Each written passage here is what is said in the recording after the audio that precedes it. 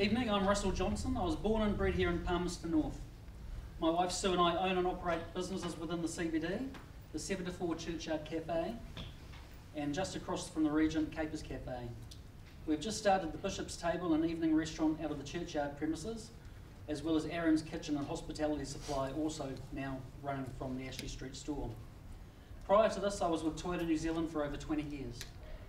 Part of this time I was inventory control, spending millions of dollars on stock to maintain the 96+% supply rate from Palmerston North to all Toyota, Daihatsu and Lexus dealers within New Zealand. We're all aware of the recent earthquake in Christchurch. The evening news depicts the city in a very sad state, and I believe all our thoughts go to the people of Christchurch.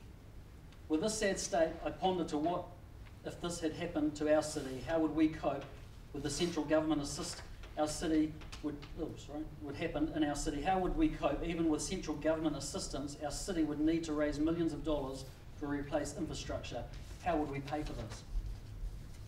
We already owe so much and plan to continue to borrow even more, 22 million more this financial year, half of which is required to cover our interest bill on the 165 million on loan already.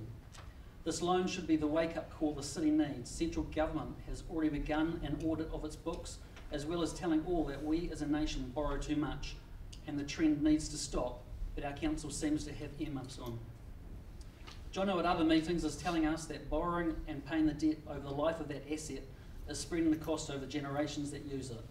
But no, this is increasing the cost of the project by a factor of the interest.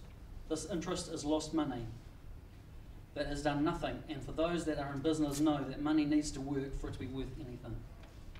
Our city executives are overdue for a major review, and this needs to be independent of the city. Just like central government has reviewed itself, so do we.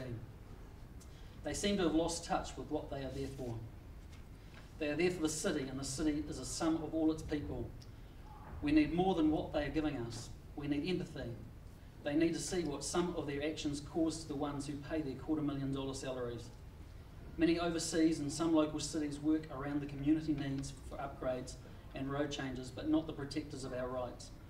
They will put small businesses into bankruptcy, then pay a little bit more to work around the needs of the citizens. The council catch cry, it's a benefit to the city. Bullshit.